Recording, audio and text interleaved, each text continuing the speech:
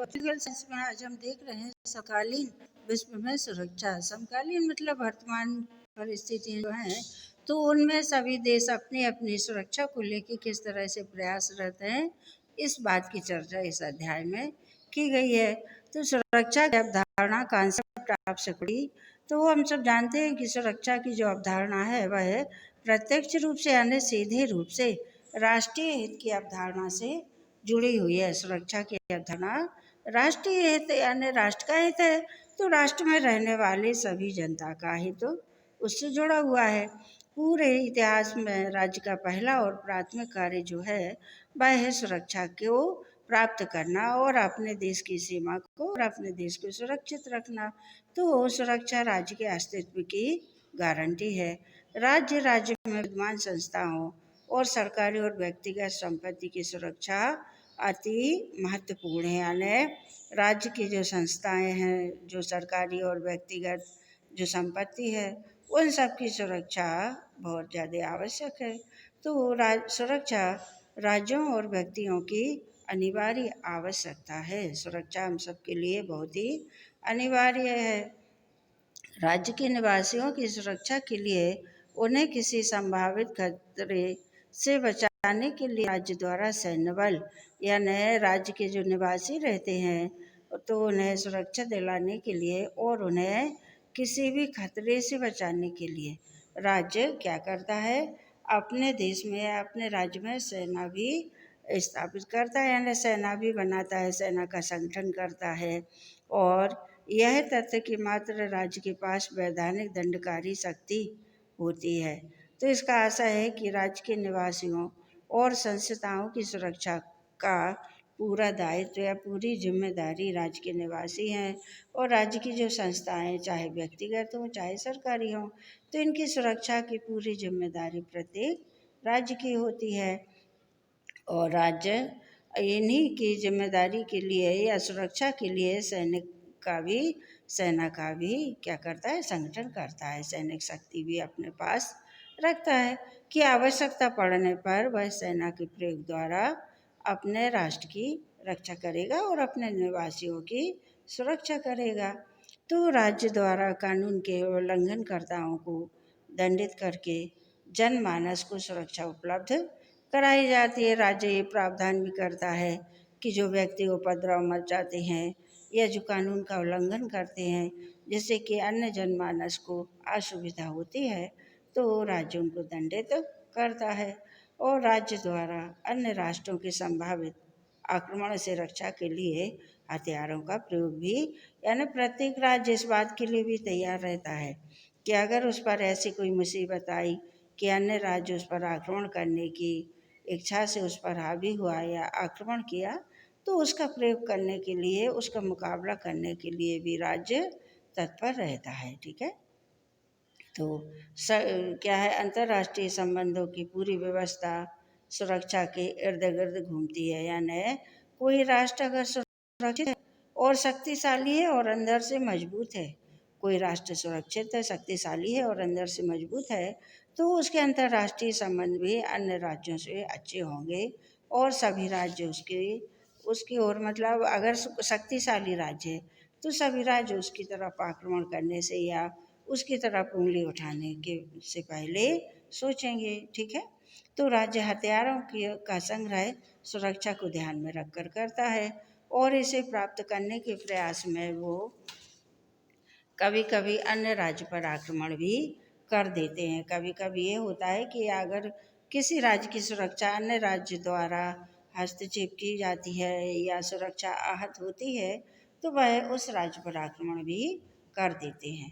ये सत्य है कि राष्ट्रीय सुरक्षा के आर्थिक और सामाजिक पक्ष सैनिक पक्ष से कम महत्वपूर्ण नहीं होते। राष्ट्रीय सुरक्षा का जो आर्थिक पक्ष है और सामाजिक पक्ष है, इनको भी काफ़ी ध्यान में रखकर ही सरकार को राज्य को कार्य करने होते हैं। तो वाल्टर नामक जो वैज्ञानिक हैं या विद्वान हैं, वाल्टर नामक जो विद्वान हैं, तो इन्होंने इस पर सुरक्षा पर टिप्पणी करते हुए कहा था कि एक राष्ट्र तभी तक सुरक्षित माना जा सकता है जब तक उसे अपने आधारभूत मूल्यों की कुर्बानी के लिए बाध्य ना किया जा सकता हो। यानी एक राष्ट्र को हम तभी तक सुरक्षित मान सकते हैं जबकि उसे आधारभूत मौलिक या फंडामेंटल मूल्यों की कुर्बानी के लिए बाध्य ना किया जा सकता हो। हाँ, अगर किसी राज्य द्वारा किसी राज्य को मूल्यों की कुर्बानी के लिए बाध्य किया जाएगा तो वो असुरक्षित राज्य है और वो भी अपने ऊपर जो हावी होने वाले राज्य हैं उनका वो मुकाबला करेगा और इसके लिए वो सेना का संगठन पहले से ही रखता है। ठीक है, तो राष्ट्र सुरक्षा को ध्यान में रखकर ही अपनी तैयारी करते हैं और राष्ट्र द्वारा हथियारों का संग्रह भी सुरक्षा को ध्यान में रखकर किया जा सकता है और आवश्यकता पड़ने पर दूसरे राज्य पर आक्रमण कर देते हैं, क्योंकि अगर कहीं किसी राज्य द्वारा ये अंदेशा होता है कि उसके लिए यह राज्य आगे चल के खतरा बन जाएगा तो राज्य दूसरे राज्य पर पहले से आक्रमण कर देता है अपने ऊपर खतरा बनने वाले राज्य पर। ठीक है, तो सुरक्षा की दृष्टि से ही राष्ट्र सैनिक संगठन का निर्माण कर लेते हैं। प्रत्येक राष्ट्र जो है अपनी अपनी शक्ति बढ़ाने के लिए और अपनी सीमा को सुरक्षित रखने के लिए अन्य राष्ट्रों के साथ में संगठन कर लेता है। तो जैसे कि द्वितीय विश्व युद्ध के बाद में विश्व की दो महाशक्तियाँ थीं। ठीक है, पूर्व में थी सोवियत रूस और पश्चिम में थी अमेरिका। तो दोनों देशों ने अपने अपने क्षेत्र के देशों के साथ में जो संधियाँ की थी या जो संगठन बनाए थे तो उनसे इन्होंने अपनी शक्ति को मजबूत किया था। तो पश्चिम में अमेरिका ने नाटो, सीटो और सेंटो जैसे संगठन बनाए थे, तो इससे अपने पड़ोसी देशों को इसने अपने उसमें संगठन में ले लिया था और सबका एक समूह बना लिया था। इसी तरह से सोवियत रूस जो कि पूर्व में था तो इसने सोवियत रूस ने भी अपने आसपास के देशों के साथ में जो समझौता किया था वह वारसा पैक्ट या वारसा संधि संगठन कहलाता है। ठीक है, तो इस तरह से सभी राष्ट्र एक दूसरे राष्ट्रों से जुड़ जाते हैं और अपनी सुरक्षा को निश्चित कर लेते हैं। अब राष्ट्रों की सुरक्षा को सुनिश्चित करने के उद्देश्य से ही राष्ट्र संघ और संयुक्त राष्ट्र की स्थापना की गई है। सभी राष्ट्रों की विश्व में जितने भी राष्ट्र हैं उन सब की सुरक्षा को सुनिश्चित करने के उद्देश्य से ही ये विश्व स्तर पर है राष्ट्र संगठन और संयुक्त राष्ट्र इनकी स्थापना की गई है कि वो विश्व के अन्य देशों को न्याय दिलवा सकें और उनकी राष्ट्रीय सुरक्षा को बनाए रख सकें। ठीक है, निशस्त्रीकरण के जो भी प्रयास किए जाते हैं उन सब का उद्देश्य राष्ट्रों की सुरक्षा ही होता है। निशस्त्रीकरण यानी शस्त्रों का उपयोग वर्जित या शस्त्रों का उपयोग नहीं करना है। तो इसके लिए जो भी प्रयास किए जाते हैं उन सब का उद्देश्य राष्ट्रों की सुरक्षा ही होता है। यानी सभी देशों से ये संयुक्त राष्ट्र द्वारा ये आह्वान किया जाता है कि वह हथियारों के उपयोग पर प्रतिबंध लगाएं, हथियारों के निर्माण पर प्रतिबंध लगाएं, क्योंकि आजकल की जो समकालीन परिस्थितियां, समकालीन विश्व है उसमें हम देख रहे हैं कि हथियारों की, आधुनिक हथियारों की, परमाणु बम, हाइड्रोजन बम, न्यूक्लियर बम आदि की होड़ लगी हुई है। एक राष्ट्र दूसरे राष्ट्र से इन हथियारों को लेके आगे बढ़ने का प्रयास कर रहा है। ठीक है, ताकि उस पर कोई अन्य देश आक्रमण करके उसको परास्त न कर सके। तो मुकाबला करने की दृष्टि से प्रत्येक राष्ट्र इस होड़ में लगा हुआ है कि अधिक और आधुनिकतम हथियार वह किस तरह से अपने पास बना सकता है। ठीक है, तो संयुक्त राष्ट्र के विशिष्ट अभिकरण यानी एजेंसियां हैं और यूरोपीय संघ है, आसियान है, सार्क जैसे क्षेत्रीय संगठन है। इन सब का उद्देश्य राष्ट्रों के बीच में सहयोग है और उनके राष्ट्रों के बीच में सहयोग बनाना और वृद्धि करना है। ठीक है, तो विश्व स्तर पर ऐसे बहुत से प्रयास किए जा रहे हैं, विश्व स्तर पर बहुत से प्रयास किए जा रहे हैं जिससे कि सभी का मतलब है सभी राष्ट्रों के मध्य में सहयोग हो और निशस्त्रीकरण की भावना को बल मिले।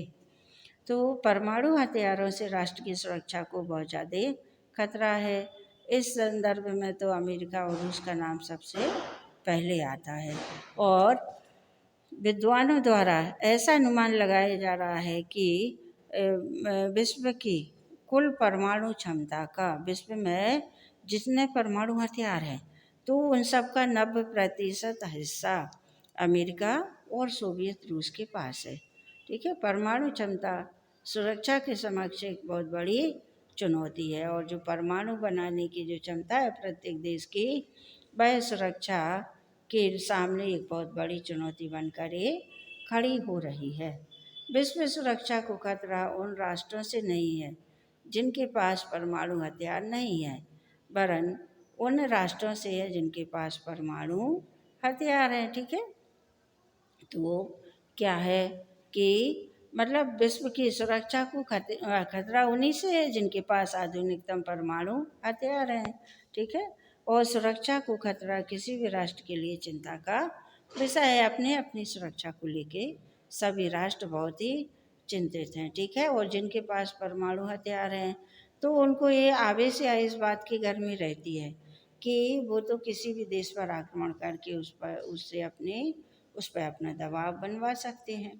तो इसी बात को लेके सभी देश चिंतित हैं कि विश्व की 2 महाशक्तियां हैं जिनके पास की कुल परमाणु हथियारों का 90% हिस्सा इन्हीं दोनों शक्तियों के पास है। तो अगर मान लो ऐसा कोई परिस्थिति बनी कि दोनों देश आपस में टकराते हैं, तो ना चाहते हुए भी अन्य देशों का विध्वंस हो ही जाएगा। ठीक है, इसीलिए इस बात को लेके सभी राष्ट्र बहुत ही चिंतित हैं। ठीक है, तो सुरक्षा की खतरा किसी भी राष्ट्र के लिए बहुत ज़्यादा चिंता का विषय है, और एक राष्ट्र तभी तक सुरक्षित रह सकता है जब तक कि उसकी सुरक्षा को कहीं से कोई भी खतरा ना हो। ठीक है, तो बैरी बूजान जो विद्वान है, उनकी धारणा है कि सुरक्षा का आशय है राष्ट्र द्वारा धारित मूल्य और जीवन प्रणाली को कोई खतरा ना हो। ठीक है, बैरी बूजान विद्वान ने कहा था कि सुरक्षा का मतलब ये है कि राष्ट्र ने जो मौलिक अधिकार अपने देश के नागरिकों को दिए हैं और जो जीवन प्रणाली उनकी चल रही है, उसके लिए किसी प्रकार का कहीं से कोई खतरा ना हो। अगर व्यक्ति अपने मौलिक अधिकारों का उपयोग कर रहा है और अपने जीवन को तरीके से जी रहा है, तो वह राष्ट्र सुरक्षित है। यदि सुरक्षा का व्यापक अभिप्राय लिया जाए तो इसके राजनीतिक, आर्थिक, सामाजिक और पर्यावरण विषयक आयाम माने जा सकते हैं। ठीक है, मतलब ये है कि सुरक्षा को अगर बड़े रूप में लिया जाए, इसका मतलब तो इसकी राजनीतिक सुरक्षा भी है, आर्थिक सुरक्षा भी है, सामाजिक सुरक्षा भी है और पर्यावरण विषय की सुरक्षा भी इससे संबंधित है। सुरक्षा राजनीतिक है। यदि किसी राष्ट्र की प्रभुसत्ता के सामने कोई खतरा ना हो, यह आर्थिक है। यदि किसी राष्ट्र को किसी दूसरे राष्ट्र के आर्थिक हितों के अनुकूल कार्य न करना पड़े, यह सामाजिक है। ठीक है, और यदि राष्ट्र को अपनी मूल्य प्रणाली को बनाए रखने की स्वतंत्रता हो, तो यह पर्यावरण से संबंधित है। यदि राष्ट्र को पर्यावरण प्रदूषण का शिकार ना हो। ठीक है, तो इस तरह से प्रत्येक राष्ट्र जो है आर्थिक रूप से, सामाजिक रूप से और पर्यावरण रूप से तभी सुरक्षित रह सकता है जबकि उसको किसी अन्य राष्ट्र द्वारा इन बातों में किसी अन्य राष्ट्र द्वारा हस्तक्षेप ना हो या किसी अन्य राष्ट्र द्वारा इन पर क्या है दबाव ना बना रहे, तो वह राष्ट्र सुरक्षित कहलाता है। अगला है सुरक्षा की पारंपरिक धारणा। सुरक्षा की पारंपरिक धारणा यानी सुरक्षा की जो प्राचीन धारणा है तो वो किस रूप में चली आ रही है। तो सबसे पहले जो था 1648 में, प्राचीन समय में 1648 ईस्वी में वेस्टफेलिया की संधि हुई थी। तो वेस्टफेलिया की संधि जब हुई तो उसके बाद राज्यों को अंतर्राज्यीय व्यवस्था में सर्वाधिक सशक्त कर्ता माना जाने लगा। यानी अंतर्राज्यीय जो व्यवस्था थी तो राज्यों को ही शक्ति का साधन या शक्ति का माध्यम माने जाने लगा था, और ऐसा कोई उच्च तरीका ही नहीं है जो कि राष्ट्रों के बीच में संबंधों का नियमन कर सके। यानी ऐसी कोई बड़ी इकाई है, बड़ी संस्था नहीं है जो कि एक राष्ट्र के दूसरे राष्ट्रों से संबंधों को बना सके या उनको सुचारू रूप से चलवा सके। ठीक है, तो इसका आशय है कि सुरक्षा राज्य का पहला दायित्व है। इसका आशय ये हुआ कि सुरक्षा ही प्रत्येक राज्य का पहला कर्तव्य है, जिम्मेदारी है। अंतर्राष्ट्रीय व्यवस्था एक संघर्षपूर्ण अवस्था है जिसमें राज्य अपने पड़ोसी को खतरे में डालकर भी अपनी सुरक्षा को निश्चित करता है। ठीक है, अंतर्राष्ट्रीय व्यवस्था एक ऐसी अवस्था है जिसमें प्रत्येक राज्य अपने पड़ोसी राज्य को खतरे में डालकर अपनी सुरक्षा को निश्चित करता है। अंतर्राज्यीय संबंधों को शक्ति के लिए संघर्ष माना जाता है। ठीक है, शक्ति के लिए संघर्ष, क्योंकि एक राज्य एक दूसरे की स्थिति से लाभ उठाने को तत्पर रहते हैं, क्योंकि प्रत्येक राज्य दूसरे राज्य से लाभ ही लेना चाहता है। ठीक है, और इस दृष्टिकोण के अनुसार स्थायी शांति संभव नहीं है। अधिक से अधिक राज्य यह कर सकते हैं कि वे शक्ति संतुलन के माध्यम से किसी भी राज्य के आधिपत्य को रोक सकें। हाँ, कुछ राज्य ये कर सकते हैं कि वो अपनी शक्ति दिखा के या शक्ति संतुलन के माध्यम से किसी भी राज्य के आधिपत्य को रोक सकते हैं। यानी एक राष्ट्र या एक राज्य दूसरे राज्य का दुरुपयोग कर रहा है या अपनी शक्ति को बनाए रखने के लिए उसके हितों को अनदेखा कर रहा है, दूसरे राज्य के हितों को अनदेखा कर रहा है। मान लो कोई राज्य ऐसा है जो अपने हित में लगा है, पड़ोसी राज्यों का क्या हाल होगा वो इससे उसको कोई मतलब नहीं है, तो फिर पड़ोसी राज्य अपनी शक्ति को दिखाकर, शक्ति संतुलन दिखाकर अपने राष्ट्रीय हित को सुरक्षित रख सकती हैं। ठीक है, अगला है इसी के आगे कि यथार्थवादी धारणा जो थी, तो इसका समर्थन केनेथ वाल्टर्स और जॉन मर्सिमर ने भी किया था। और इस सिद्धांत को पुरातन सिद्धांत, ठीक है, क्लासिकल थ्योरी भी कहा जाता है, क्योंकि ये सन 1648 में इसका मतलब ये संधि की गई थी। तो इस सिद्धांत को पुरातन सिद्धांत भी कहते हैं। यथार्थवादी विचारकों का मानव स्वभाव के बारे में कैसा है मत, जो है मानव स्वभाव के बारे में वो निराशावादी है। ठीक है, और उनके मत में अंतर्राष्ट्रीय व्यवस्था जो है वो अराजकता की स्थिति को दर्शाती है। ठीक है, अंतर्राष्ट्रीय व्यवस्था वो भी अराजकता की स्थिति को दर्शाती है, जिसमें राज्य का अस्तित्व हमेशा संकटग्रस्त रहता है। कैसा रहता है? संकटग्रस्त, क्योंकि अन्य राज्यों में अराजकता फैली हुई है, तो वो अपनी अराजकता को मिटाने के लिए अन्य राज्यों का जो है अहित कर सकते हैं। तो ये क्या होता है? राज्य का अस्तित्व हमेशा संकट में बना रहता है। ठीक है, स्पष्ट है कि राष्ट्रीय सुरक्षा हमेशा जोखिम में रहती है। यही नहीं, राज्य में विद्यमान सभी समूहों को जोखिम से राज्य रक्षा का दायित्व देता है। ठीक है, तो इन सब परिस्थितियों में राज्य का ये दायित्व हो जाता है कि वह अपने निवासियों की और अपने देश की संस्थाओं की सुरक्षा करे। अगला है नव यथार्थवाद।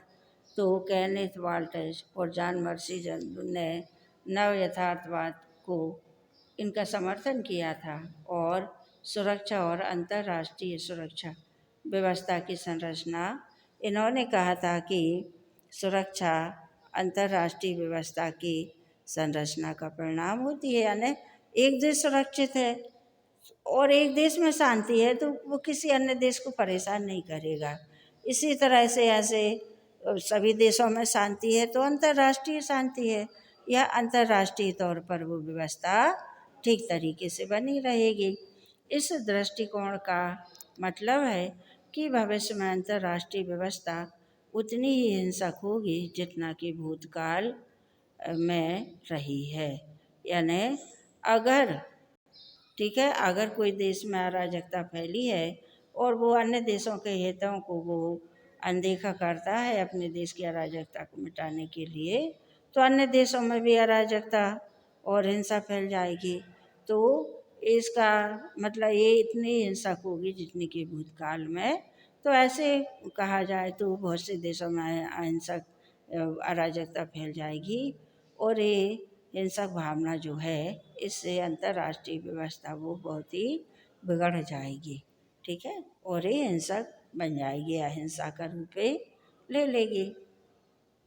तो मुर्शीमर जो हैं विद्वान, इस शीत युद्ध को शांति और स्थिरता का युग मानते हैं। शीत युद्ध जो चल रहा था देश की महाशक्तियों, विश्व की महाशक्तियों के बीच में, तो उसमें शांति थी और स्थिरता थी। तो जो कि द्विध्रुवीय शक्ति रचना का परिणाम थी। इसमें दो ध्रुव स्पष्ट रूप से बने थे, एक अमेरिका का ध्रुव था और दूसरा ध्रुव था वो था रूस का, सोवियत संघ का। तो उसका मानना है कि आने वाले समय में शक्ति प्रतिद्वंद्विता पुनः विकसित होगी, जो 17वीं शताब्दी से अंतर्राष्ट्रीय संबंधों का यथार्थ बनी हुई है, ठीक है, जो कि 17वीं शताब्दी से अंतर्राष्ट्रीय संबंध जिस आधार पर चल रहे हैं, ठीक है। तो उन्होंने कहा था कि ये जरूरी नहीं है, मर्सिमर ने, कि अंतर्राष्ट्रीय व्यवस्था में हमेशा युद्ध ही हो, लेकिन उनमें प्रतिद्वंद्विता तो रहती है। युद्ध आवश्यक नहीं कि हमेशा युद्ध ही चलते रहें। युद्ध ना होने की परिस्थिति में भी, यानी युद्ध जब नहीं हो रहे होते हैं उस समय भी देशों के मन में एक दूसरे के प्रति प्रतिद्वंद्विता चलती रहती है, और जब यह प्रतिद्वंद्विता चरम सीमा पर पहुंच जाती है तब उन देशों के बीच में युद्ध होने लगता है, या प्रतिद्वंद्विता युद्ध का रूप ले लेती है। तो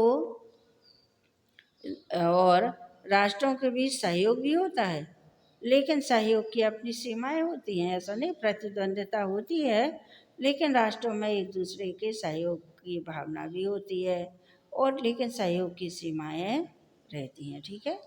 तो दीर्घकालिक शांति अथवा ऐसा विश्व जिसमें राष्ट्रों की प्रतिद्वंद्विता ना हो और वे शक्ति के लिए संघर्षरत ना हो, तो इनका उदय कठिन है, ठीक है। तो ऐसा विश्व की कल्पना करना ही बेकार है कि जिसमें प्रतिद्वंदी देश ना हो और जिसमें देशों के बीच में शक्ति के लिए संघर्ष ना हो, ठीक है। ऐसी कोई देश का उदय होना तो बहुत ही असंभव बात है, क्योंकि वर्तमान में सभी देश अपने हितों की पूर्ति के लिए अन्य देशों में अशांति फैलाते हैं, ठीक है। तो इस तरह से अंतर्राष्ट्रीय व्यवस्था बिगड़ती है, वो सुचारू रूप से नहीं चल पाती, ठीक है बच्चों। तो आगे आता है उदारवादी संस्थावाद। तो नव यथार्थवादी दृष्टिकोण की ये विशेषता है कि इसके अनुसार युद्ध को रोकने में अंतर्राष्ट्रीय संगठनों का विशेष योगदान नहीं होता। संस्थाएं हैं वो राज्यों के हितों का मूर्त रूप होती हैं और ये अंतर्राष्ट्रीय व्यवस्था द्वारा नियंत्रित होती हैं। ये हित और नियंत्रण की सीमा ही निर्धारित करती हैं कि राज्य को सहयोग करना है या प्रतिद्वंद्विता, ठीक है। राज्य कोई भी निर्णय इस आधार पर नहीं लेते कि वे किसी संगठन विशेष के सदस्य हैं, ठीक है। तो इस तरह से कोई भी ये व्यवस्था जो नियंत्रित होती है वह हित और नियंत्रण की सीमा निर्धारित करती है, ठीक है। अंतर्राष्ट्रीय व्यवस्था हित की और नियंत्रण की सीमा को निर्धारित करती है। तो इस तरह से उदारवादी संस्थावाद जो है वह युद्ध को रोकने में तो कोई योगदान नहीं होता अंतर्राष्ट्रीय संगठनों का, लेकिन फिर भी ये प्रयास रहता है कि एक देश द्वारा दूसरे देश का राज्य का हित हो और सब में नियंत्रण की सीमा बनी रहे, ठीक है।